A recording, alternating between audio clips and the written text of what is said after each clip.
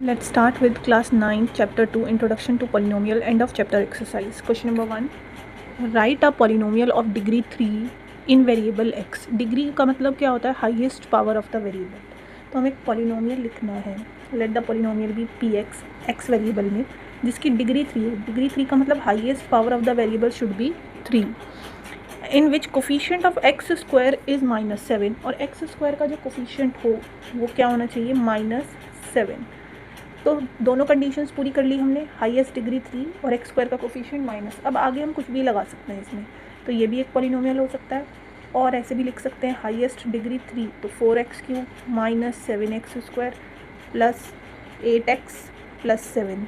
तो ऐसे आप कितने भी इनफाइनाइट नंबर ऑफ पॉलिनोमियल्स लिख सकते हैं और डिफरेंट आंसर्स हो सकते हैं इस क्वेश्चन के. तो सिंपल है, बस याद क्या रखना है कि डिग्री 3 होनी चाहिए और एक्स स्क्वायर का कोफिशिएंट -7 होना चाहिए. बाकी आगे आप कुछ भी ऐड कर सकते हैं. ठीक है. Next question is find the values of the following polynomial at indicated values. तो गिवन पॉलिनोमियल एक्स में है तो हमने इसको पी एक्स सेलेक्ट कर लिया कि पी एक्स क्या है? 5x² minus 3x plus 7. अब इस पॉलिनोमियल की value at x equals to 1 पूछी है, तो at x equals to 1 polynomial की वैल्यू यानी जहाँ जहाँ भी x है वहाँ 1 पुट कर देंगे. इस पॉलिनोमियल में जहाँ जहाँ भी x है वहाँ 1 पुट कर देंगे. तो 5 × 1² माइनस 3 × 1 प्लस 7. तो ये हो जाएगा 5 minus 3 plus 7 which is 5 minus 3 2 plus 7 equals to 9. तो यानी इस पॉलिनोमियल की value at x equals to 1 कितनी है? 9. सिमिलरली इस पॉलिनोमियल को ये t वेरिएबल में है तो pt बोल देंगे. pt is equals to 4t³ minus t² plus 6 और इसकी value at t equals to a पूछ रहे हैं. तो at t equals to a का मतलब इस पूरे पॉलिनोमियल में जहाँ जहाँ भी t है वहाँ हम क्या रख देंगे? a. जहाँ जहाँ भी t है वहाँ रखेंगे हम a. तो ये हो जाएगा 4a³ माइनस a² प्लस 6. जहाँ जहाँ t था हमने वहाँ a रख दिया तो इसकी वैल्यू हो जाएगी 4a³ माइनस a² प्लस 6. तो सिंपल है, बस जो वैल्यू पुट करने के लिए बोली थी पूरे पॉलिनोमियल में वो वैल्यू पुट करनी है. Now moving to next question. Question number 3, if we multiply a number by 5/2 and add 2/3 to the product we get -7/12. find the number. तो जिस भी नंबर के बारे में बात कर रहे हैं हमें नहीं पता किस नंबर के बारे में कर रहे हैं, तो let the required number be x. अब अकॉर्डिंग टू क्वेश्चन क्या करा है कि मल्टीप्लाई नंबर बाय 5/2, तो x को 5/2 से मल्टीप्लाई किया. नाउ इस प्रोडक्ट में क्या किया है? Add 2/3 and the result is equals to -7/12. तो एक लीनियर इक्वेशन है जो हमें सॉल्व करनी है. तो क्या करेंगे? 5/2x एज इट इज़, 2/3 को भी उधर शिफ्ट करेंगे दूसरी साइड पर, तो ये हो जाएगा -2/3. Now we will take LCM. 5/2x is equals to 12 minus 7 minus 2 into 3 4 ज़ा 12. So 5/2x is equals to -7 minus 8/12. 5/2x is equals to -15/12. अब x की जो डिवाइड में है 2 दूसरी साइड मल्टीप्लाई में चला जाएगा और 5 will go to other side in division. Now 5 3 ज़ा 15, 2 4 ज़ा 12.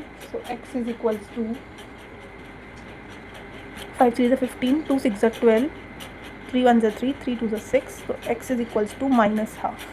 Hence the required number is, hence जिस नंबर की बात हो रही थी वो कितना है? Hence the required number is -12. Correct. तो सिंपल है, बस लीनियर इक्वेशन बनानी है, फॉर्म करनी है according to the given condition और सॉल्व करना है. Now moving to next question. A positive number is 5 times another number. यानी 2 नंबर्स की बात हो रही है, एक नंबर दूसरे का 5 टाइम्स है. अ positive number is 5 times the another number. If 21 is added to both the numbers, then one of the new numbers become twice the other number. तो पहली बात तो 2 numbers की बात हो रही है. तो let us suppose let the first number be या one number be x.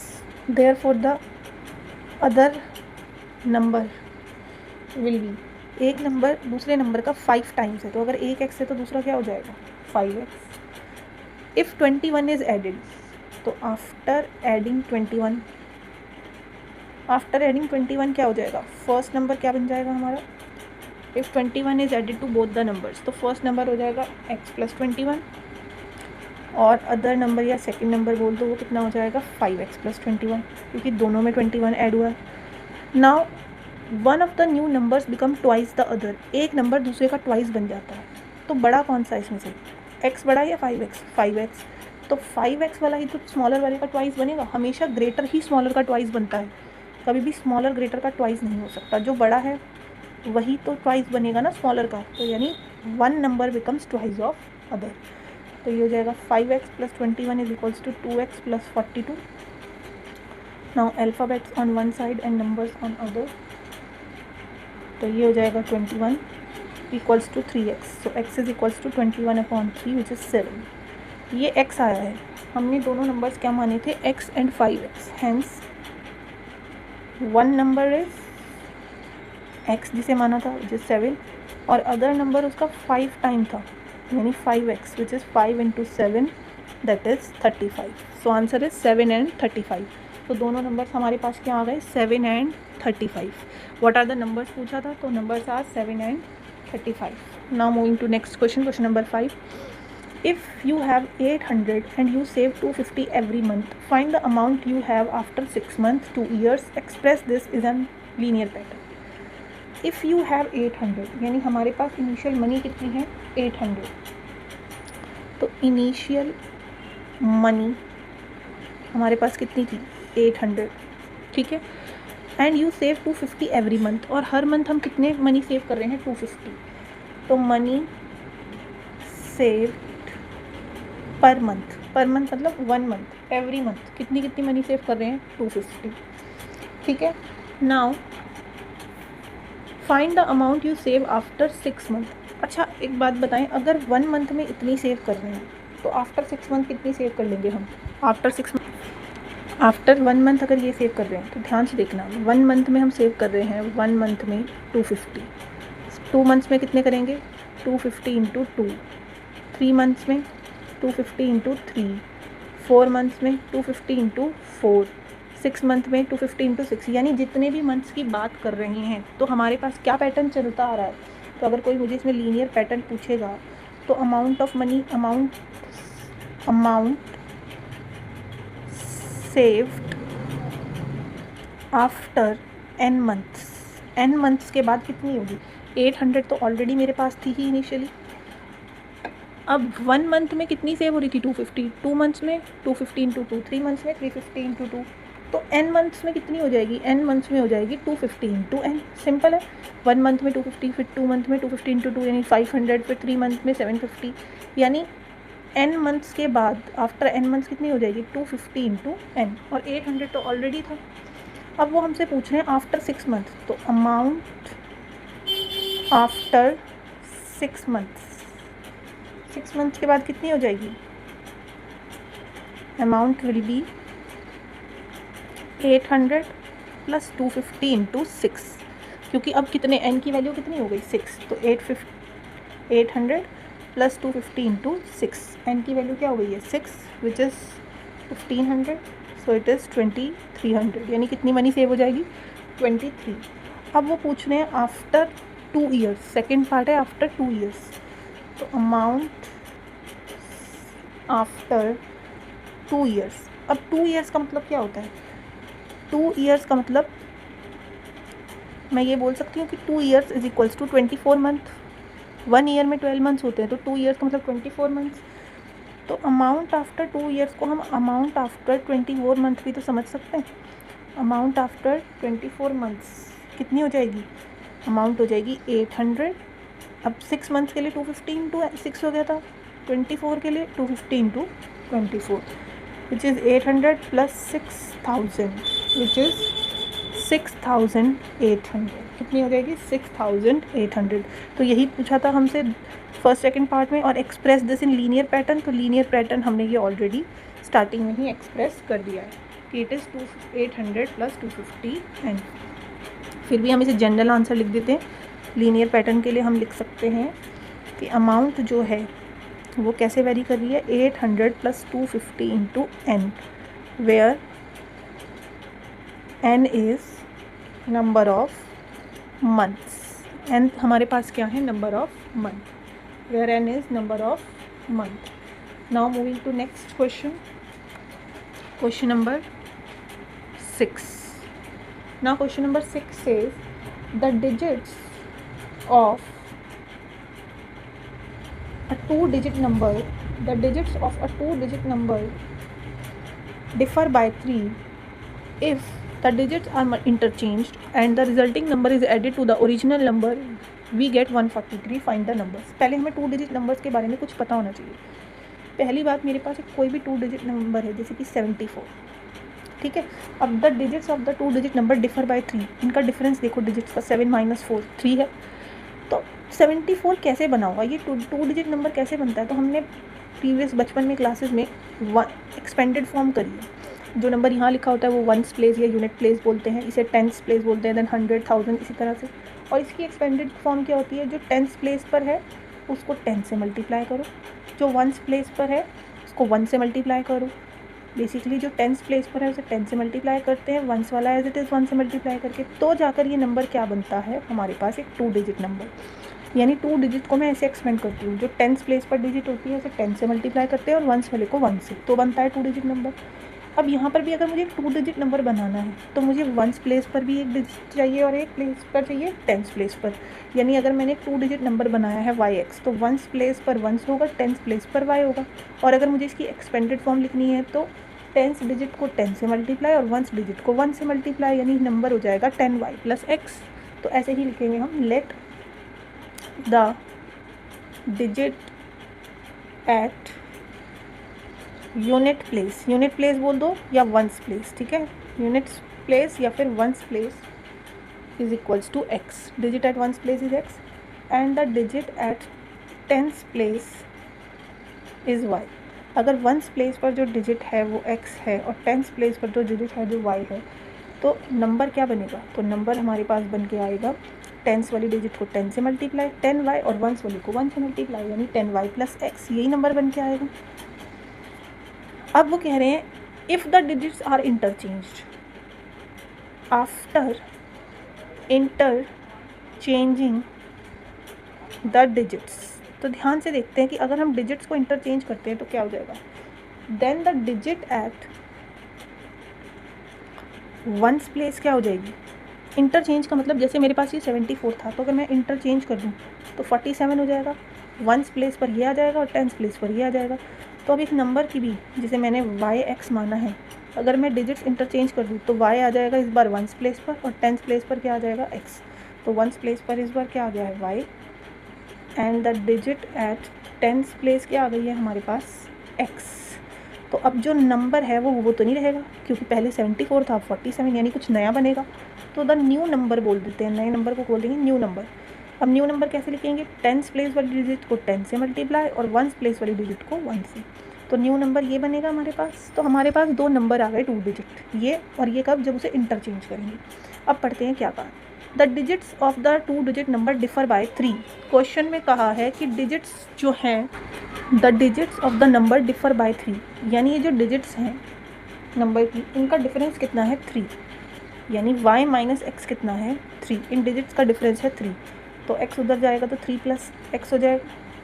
मैंने x को उधर शिफ्ट कर दिया तो ये हो जाएगा 3 + x. Let this equation be 1. अब सेकंड कंडीशन क्या बोली है, if the digits are interchange and the resulting number is added to the original number, we get 143. Digits interchange करने के बाद जो नंबर मिला है, रिजल्टिंग नंबर को ओरिजिनल नंबर में ऐड कर दिया जाए, यानी जो ओरिजिनल नंबर था इनिशियल पहले नंबर, उसमें इस नए नंबर को जो चेंज करने के बाद मिला है अगर ऐड कर दिया जाए तो क्या मिल रहा है हमें रिजल्ट, 143. ये क्वेश्चन की स्टेटमेंट है. अब 10y + y क्या हो जाएगा, 11y, 10x + x 11x = 143. यहाँ से 11 कॉमन ले तो y + x = 143, y + x = 143. Multiply वाले 11 आ जाएंगे डिवाइड में, 11 1 ज़ा 11 3 ज़ा, तो y + x आ गया है 13. अब हमारे पास y + x कितना आ गया है, 13.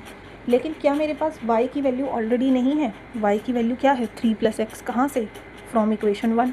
तो मैं यहाँ पर y की जगह लिख रही हूँ 3 + x. क्या किया मैंने यूज़ किया है फ्रॉम इक्वेशन फर्स्ट, ठीक है, फर्स्ट इक्वेशन का यूज़ करके उसे सेकंड में पुट किया. 3 as it is, x + x 2x. Now numbers on one side, तो 13 - 3, तो 13 - 3 हो जाएगा. तो मेरे पास ये हो जाएगा, ध्यान से देखेंगे, 2x = 10, 13 - 3 = 10.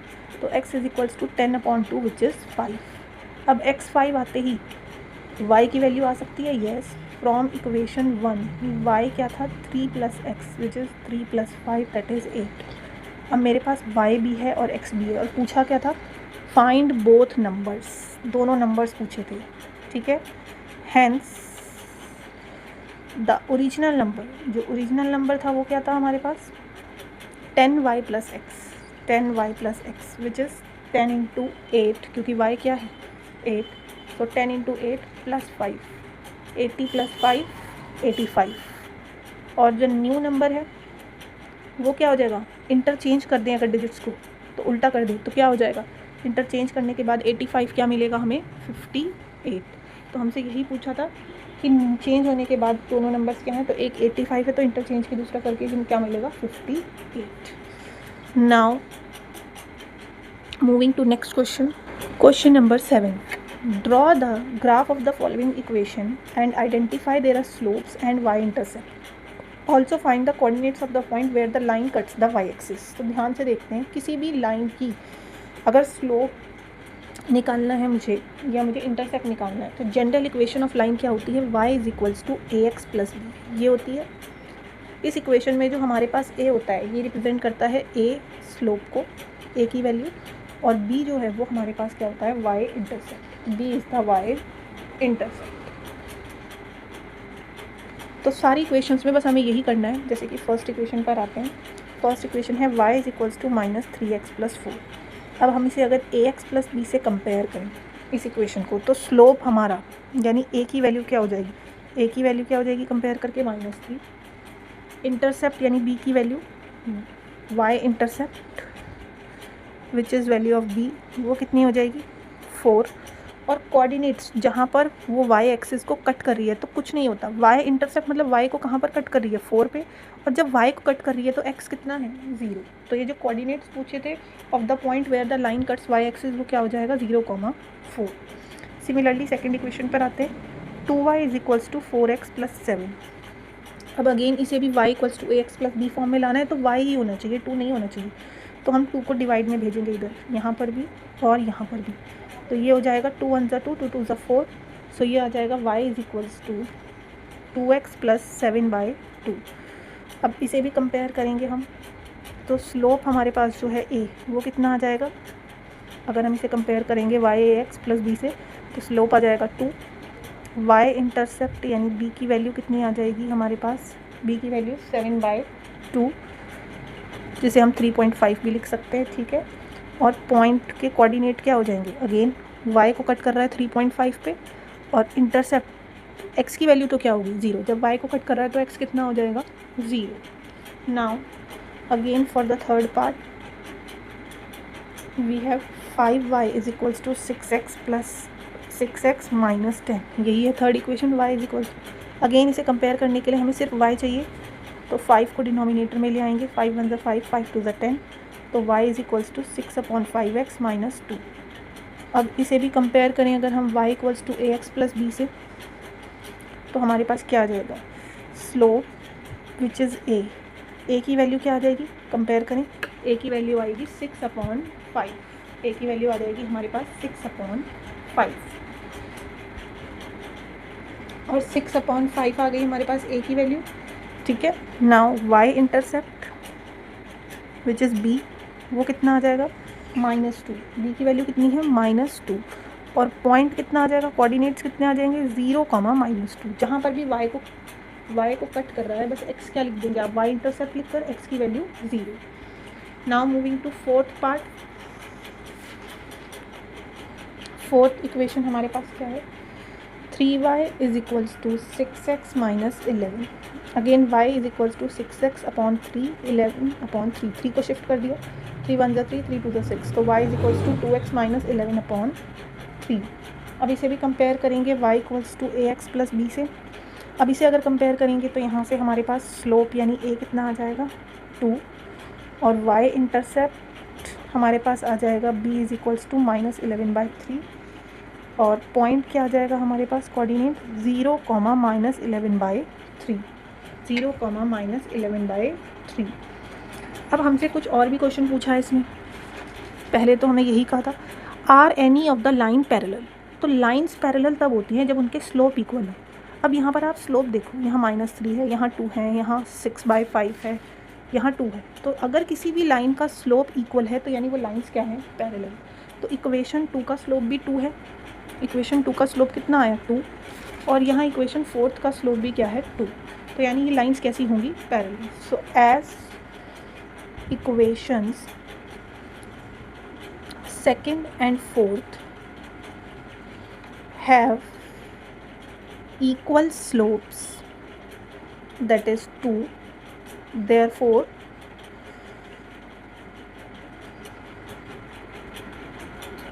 these lines will be parallel। क्योंकि ये सब हैं तो लाइंस की इक्वेशन, पर ये दोनों पैरेलल लाइंस होंगी एक दूसरे के, क्योंकि इनके स्लोप्स कैसे हैं, इक्वल। अब ये तो हो गया फिनिश वर्क, लेकिन एक काम था इसमें कि draw the graph of the following, हमें इनका ग्राफ भी बनाना है। अब अगर मुझे इसका ग्राफ बनाना है तो पहले मुझे इसके पॉइंट्स प्लॉट करने के लिए पॉइंट्स निकालने होंगे। तो अब मैं पॉइंट्स प्लॉट करने के लिए इनका टेबल बनाऊंगी, तभी मैं इनका ग्राफ प्लॉट कर सकती हूँ। तो बात करेंगे फर्स्ट इक्वेशन की, जो थी हमारे पास y = -3x + 4। ध्यान से देखेंगे, ग्राफ प्लॉट करने के लिए बस हमें 2 पॉइंट्स चाहिए होते हैं। अगर मैं इसमें x को 0 रख दूँ तो 0 × 3 = 0, तो y कितना आ जाएगा, 4। और अगर मैं इसमें x को 1 रख दूँ, एट x = 1, y कितना आ जाएगा, ध्यान से देखें। अगर x को 1 रख दिया तो y आ जाएगा 1, यानी x1 पे y भी कितना आ गया, 1। सिमिलरली सेकंड इक्वेशन देखते हैं, 2y = 4x + 7। यहाँ पर भी 2 ही पॉइंट्स चाहिए हमें। अगर x को मैं 0 कर दूँ तो x 0 होते ही ये हो जाएगा y 7/2। और अगर x को मैं क्या कर दूँ, 1, x को 1 कर दूँ तो y कितना आ जाएगा। तो ध्यान से देखो, अगर x की वैल्यू एट x = 1, तो 2y = 4 × 1 + 7, तो 2y = 11, तो y = 11/2। कब, जब x क्या हो जाएगा, 1। Now for the third equation, third equation हमारे पास है 5y = 6x - 10। इसमें भी अगर हम x को 0 कर दें, देखो x को 0 करते ही ये 0, तो y आ जाएगा -10/, अगर x को 0 कर देंगे तो ये आ जाएगा y = -10/5 विच इज़ -2। कब, एट x = 0। और अगर x को 1 कर दें तो x को, या 1 नहीं तो अगर हम 5 कर दें, 5 के टेबल से देखो कैंसिल हो जाएगा, एट x = 5, तो 5y = 5 × 6 - 10 which is 30 - 10 which is 20, तो y = 20/5 विच इज़ 4। 4 कब आ रहा है y, जब x को क्या रख दिया है, 5। अब लास्ट इक्वेशन है fourth, which is 3y = 6x - 11। इसमें भी कोशिश करते हैं कि ईजी से ईजी, आपकी वैल्यूज़ अलग अलग आ सकती हैं पर उससे कोई फ़र्क नहीं पड़ेगा। वैल्यू अलग अलग आने से कोई फ़र्क नहीं पड़ेगा, सबकी वैल्यू डिफरेंट आ सकती है। अब इसमें भी अगर मैं x 0 रख दूँ तो 3y = -11, y आ जाएगा -11/3, ठीक है। और अगर x को 1 रख दूँ, एट x = 1, तो 3y = 6 - 11 हो जाएगा, y = -5, तो ये आ जाएगा -5/3। कब, जब x को क्या रख दिया हमने, 1। तो हमने ये 4 टेबल्स बना लिए हैं 4 इक्वेशंस के। बस अब हमें क्या करना है, अब हमें ग्राफ ड्रॉ करना है। अब अगर हमारे पास ड्रॉ करने से पहले ही देख लेते हैं सब वैल्यूज़ हमारे पास होल नंबर में है, अगर कोई नहीं भी है तो हम उसे पॉइंट में लिख देते हैं ताकि ईजी हो जाए। 7/2 होता है 3.5, 11/2 का मतलब 5.5। अच्छा, इसमें भी फ्रैक्शन है, 11/3 होता है अप्रॉक्सीमेटली, ये हो जाएगा -3.6 और ये हो जाएगा -1.6, 5/3 हो जाएगा 1.6। अब ड्रॉ करते हैं इनका graph. So let's draw the graph. पहले फर्स्ट इक्वेशन के लिए पॉइंट्स प्लॉट करेंगे हम। फर्स्ट इक्वेशन के टेबल में है 0, 4 एंड 1, 1, ये है पॉइंट। तो 0, 4 एंड 1, 1, ये हो गए 2 पॉइंट्स। तो इससे पास होने वाली इक्वेशन जो है हमारी इक्वेशन नंबर 1, ठीक है। तो ये हमारा फर्स्ट लाइन का ग्राफ है। तो ये था हमारे पास इक्वेशन नंबर 1। तो मैंने इस पर पार्ट फर्स्ट लिख दिया, यानी फर्स्ट लाइन का ग्राफ, ठीक है। Now second is 0, 3.5 and 1, 5.5। और इसे डिफरेंट कलर से डिनोट करने के लिए मैं ऑरेंज पेन का यूज़ कर रही हूँ, ठीक है। 0, 3.5, 0 x 0 और y 3.5, y 3.5 मतलब ये हो जाएगा y, ठीक है। और 1 5.5, x 1 है और y कितना है 5.5, यानी 5 और 6 के बीच में। तो ये हो जाएगी हमारी लाइन, ठीक है। This is equation of second line, right. ये है हमारे पास सेकेंड। नाउ और डिफरेंट कलर से शो करने के लिए अब मैंने ग्रीन पेन यूज़ किया है थर्ड इक्वेशन के लिए। 0, -2 एंड 5, 4, x पहले होता है y बाद में, ठीक है। तो 0, -2, x 0 है, y है -2, दिस 5, 4, x 5 है और y है 4, so this is the point. तो ये इक्वेशन हो जाएगी हमारी,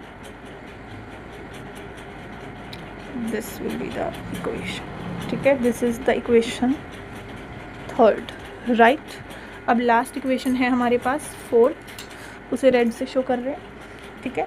0, -3.6, 0, -3.6 एंड 1, -1.6, सो 0, -3.6 यहीं हो जाएगा, माइनस है, सॉरी 0, माइनस, सो 3.6 हो जाएगा ये, ठीक है। 0, -3.6, फिर 1, -1.6, x 1 है और ये 1.6, सो ये हो जाएगा।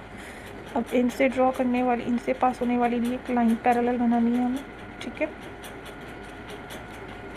So this will be the line, ठीक है। ये हो जाएगी हमारी फोर्थ लाइन। अब अगर आप ध्यान से देखो तो इसमें आपको सेकंड और फोर्थ पैरेलल दिख रही हैं, और यही हम पहले ही भी बोल चुके थे कि सेकंड इक्वेशन और फोर्थ क्या है, पैरेलल लाइंस, क्योंकि इनका स्लोप सेम है तो ये कैसी हैं, पैरेलल। जिनके बीच का डिस्टेंस सेम होता है वो लाइंस कैसी होती हैं, parallel lines. So we have completed this, now we will move to next question. Question number 8।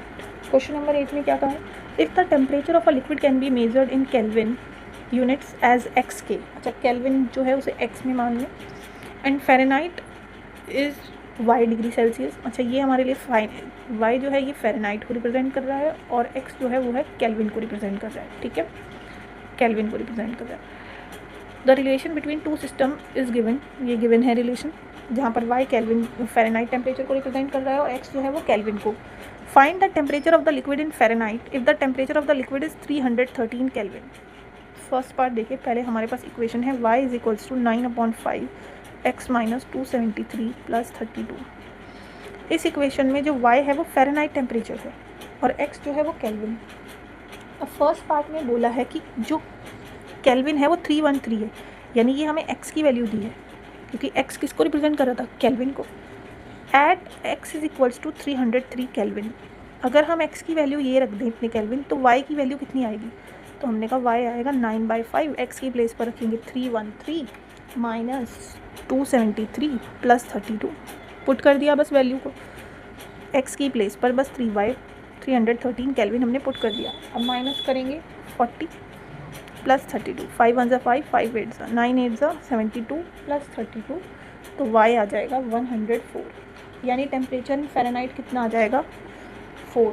तो टेम्परेचर इन फ़ारेनहाइट कितना आ जाएगा, 104 डिग्री, यानी जो टेम्परेचर एक्स केल्विन में 313 होता है वो फ़ारेनहाइट में किसके इक्वल होता है, 104, करेक्ट। अब ऐसे ही एक और पार्ट दिया है हमें, क्या कहा है, if the temperature is 158 degree Fahrenheit. अब इस बार फ़ारेनहाइट यानी y की वैल्यू दी है, ठीक है, तो टेम्परेचर इन केल्विन बताओ। अगेन इसी इक्वेशन में y is equals to 9/5 x - 273 + 32, इसमें अब y की प्लेस पर 158 रखना है, 9/5 x - 273 + 32। तो सिंपल है, बस सॉल्विंग करेंगे। पहले प्लस वाले नंबर को कहाँ भेजेंगे, सब्ट्रैक्शन में। तो सबसे पहले प्लस को सब्ट्रैक्शन में भेजेंगे, तो 158 - 32, 9/5 x - 273 सब्ट्रैक्ट करेंगे तो ये आ जाएगा 126। अब डिवाइड वाला 5 उसमें किस में चला जाएगा, मल्टीप्लाई में, और मल्टीप्लाई वाला 9 किस में आ जाएगा, डिवाइड में। तो नेक्स्ट स्टेप पे मैंने किया, माइनस करके डिवाइड वाले 5 को उधर भेज दिया और 9 को मल्टीप्लाई डिवाइड में। Now 9 1 = 9, 9 4 = 36 and 14 5 = 70। माइनस के 270 उधर जाएंगे तो ये हो जाएंगे प्लस 273, तो ये आ जाएगा 343। और हमसे यही पूछा था x में कितना आएगा टेम्परेचर, यानी जो 158 डिग्री फ़ारेनहाइट होता है वो केल्विन में कितना होता है, 343। बस सिंपल है, 2 इक्वेशंस को सॉल्व करना था, वैल्यू पुट करके आंसर निकालना था. Now moving to next question, question number 9. The work done by a body on application of a constant force is the product of a constant force and the distance traveled by it. Work done on a body, work done किसके equal बोला है? is on the application of constant force. वैसे भी हमने एक formula पढ़ा हुआ है ऑलरेडी फिजिक्स में कि work done is equals to force into distance, और यहाँ पर भी उन्होंने यही कहा है कि वर्क डन जो है वो एक कांस्टेंट फोर्स के इक्वल है और उसका प्रोडक्ट किसके साथ? एंड डिस्टेंस ट्रेवल्ड और डिस्टेंस के. तो बेसिकली हमें वर्क का एक फॉर्मूला दे दिया इन्होंने, work done is force into distance, पर ये हमें ऑलरेडी भी पता है फिजिक्स का formula. Express this in the form of linear equation in 2 variable where work done is W and distance is D and draw its graph by taking constant force as 3. और बोला है कि W और D का graph बनाओ और force की value क्या ले लो आप? 3, यानी W equals to 3D, Y is equals to AX. Equation का ग्राफ बनाओ. तो हम इसे Y पे रिप्रेजेंट करें और इसे किस पे रिप्रेजेंट करें हम? x पे. तो y इक्वल्स टू WX, यानी y इक्वल्स टू 3x का ग्राफ ड्रॉ करना है. सिंपल है, ठीक है. What is the work done when distance travelled is 2 unit?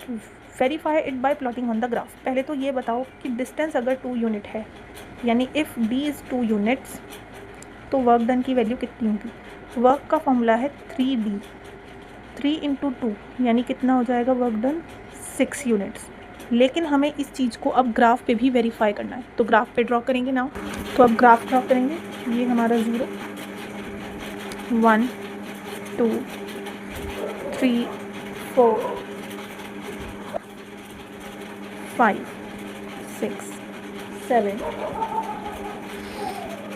8, और ये हमारी x एक्सिस है, और ये x एक्सिस पे हम क्या रिप्रेजेंट कर रहे हैं? Work done.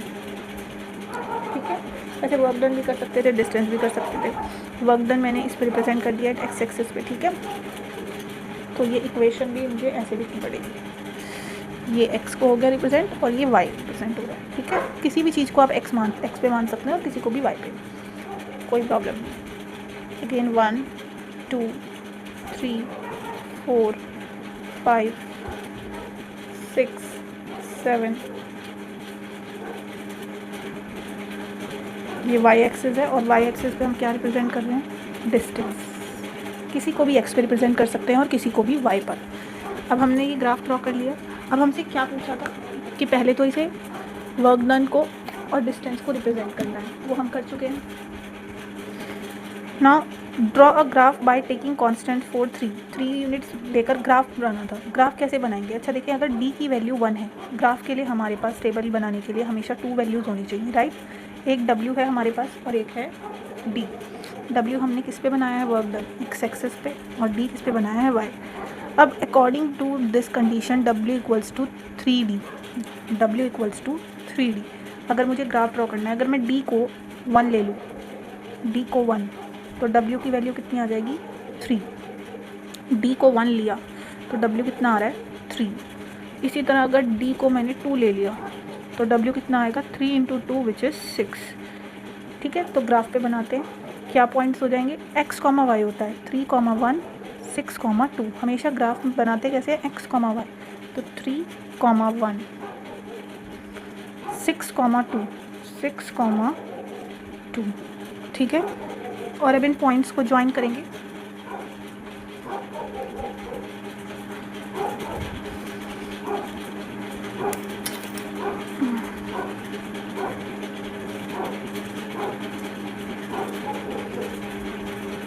तो पॉइंट्स को ज्वाइन करके हमें ये स्ट्रेट लाइन फॉर्म हो गई. तो यही हमें करना था कि ग्राफ ड्रॉ